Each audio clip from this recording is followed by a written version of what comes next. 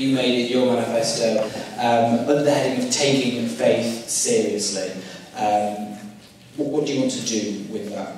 Work around, exam dates and essay dates and obligatory religious holidays, and also have more food for different dietary requirements, especially kosher. Things that whilst I was in office, that I managed to administer, that Karen O'Brien, Vice Principal of Education, spoke about was a robust timetabling policy that prevented Wednesday after.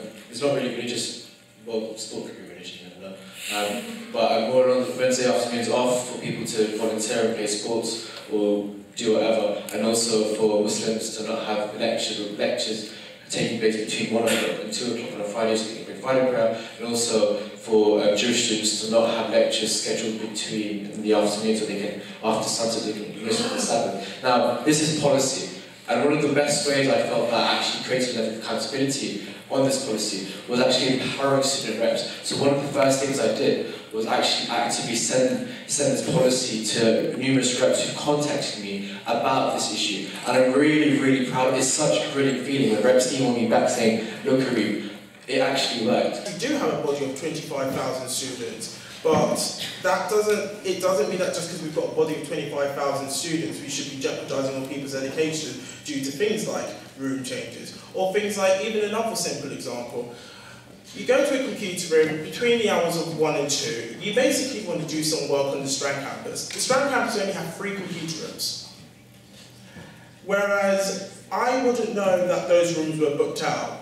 If, for example, I just received an email that week saying, these rooms will be booked out at these times, then at least I would know that I can basically go to them all. This is all just down to communication. So I feel as Vice President of Education, one thing that I would also do is not only work with the student reps, and not only work with the actual departments, but also work with the admin teams in particular, by tackling just these really small issues, which can actually make a massive change to people's educations. Opened up and being able to be accessed by us whenever we want. And this affects everybody from student media, like you mentioned, to people who simply just want to study or chill out at their own campus. Currently as it stands, postgraduates, lecturers, and postgraduate research students and people who study music, I believe, are given 24/7 access to the Strand campus. Now, if they can be given access, why can't we be given access? The fact of the matter is this: it is not an excuse to simply say that there is no provision there, but the reality is there are security guards there who are there 24/7. We haven't got the facilities to handle essentially everything.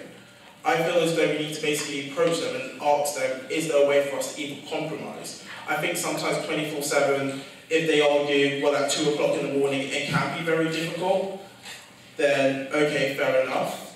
But at least come to a compromise, so therefore people shouldn't feel that they're deterred to basically participate within college, both education and non-education. Similarly, I want to do my dissertation in that computer room where I can study, because that's my spot. And when everyone finds that spot, they want to cherish that spot, And I think everyone has to have the opportunity to actually get to that spot. I think in every department, in every school, the issue is different. So I think that as a representative who is representing students from arts, students from humanities, students from sciences, from law, from music, it would be wrong of me to say I'm going to tackle it in this one way. But what I will try and do is look at the causes of feedback problems in every department and look at how they can be tackled. It all depends on who your tutor is or who your lecturer is as to how much feedback you get or whether you get feedback at all. What I think needs to be done is within each kind of department is essentially there needs to be a kind of uniform bar essentially. I think it would be really great if departments really helped teach first years when they first came what they're looking for with referencing exactly. So there's more standardisation in departments as to exactly what they want. They want writing essays, but I think it has to be more departmental. Different departments want different things in their essays, different ways of referencing. I think the only way you can really get that is by implementing a policy like that one. Feedback is such a broad term. What does it actually mean?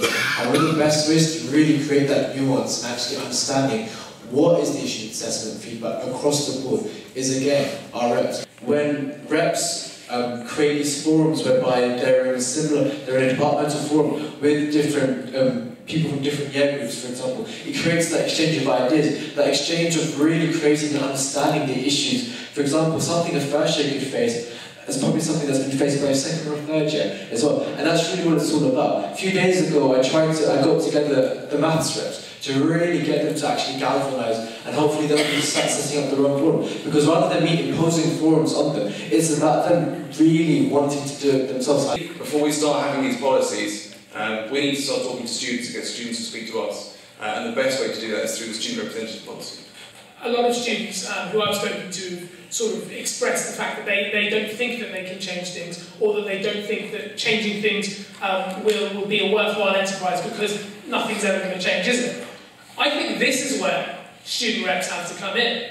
I think this is where students should be aware of who their reps are, and we should make sure that our reps know exactly how much responsibility they really do have. Because when you have 25,000 students, representing them is an absolutely huge task. Actually, right now, we don't have the proper methods in place to listen to what students have to say. Students have a voice, but we don't have a method through which to hear that voice. The student representative role just doesn't work. I have already started this year through this role as School of Arts and Humanities representative. I've already started to try and perform that role and get those cogs in motion, because I do fundamentally believe that students do have these opinions, and they're more than just this 24-hour strand access. There are summative assessments called research essays, and we have to do them, one in each subject for our year. We get absolutely no feedback on those essays, none at all. We just get a number at the end of the year on our student records, and that's disgraceful when every other department at least has some way of giving feedback for summative assessment. We don't know how we can improve. So I think in the law school, the problem is we don't have this culture of giving feedback for our summative assessments. But what I will try and do is look at the causes of feedback problems in every department and look at how they can be tackled. There needs to be a kind of uniform bar, essentially. So if a lecturer wants to give as much feedback as they want, that's brilliant for their students. But I think what we need to really tackle are the ones who are on the lower end of the scale. Because I think the problem that you then have is that you have this counteracting situation forming. Departments really helped teach first years when they first came what they're looking for with referencing exactly. So there's more standardisation in departments as to exactly what they want. I think it's great that King's, I think there's an English department that has a thing on writing essays, but I think it has to be more departmental. Different departments want different things in their essays, different ways of referencing. I think the only way you can really get that is by implementing a policy like that one. Why King's was so strict when it came to referencing and things like that. And that's because they gather feedback not just from students, but also from future employers. And one of the things that was really hot and coming back from future employers was that King's students, when it came to writing reports and so on in their future roles, they weren't necessarily as accurate as other people when it came to this. So King suddenly stepped up and said, yes, we need to be really accurate when it comes to all this referencing and so on. Something which you mentioned, and I completely agree with, is that when students first arrive at university, we need to give them a warmer welcome. They need to realise exactly what they're in for, essentially. A lot of talk about the law forum this year. The law forum this year has been phenomenal. One of the main reasons why it's at this position is because of the fact that KCLSU have been able to provide the training, also empower them to actively make the change. And this is something I'm trying to replicate across the board, i.e. not just within the arts and sciences, but also within the health schools. And making sure first year reps, second year reps, third year reps, postgraduate reps in a department know each other and they work together, because that's what's going to help create a community feel, and that is what's going to help bring the students together.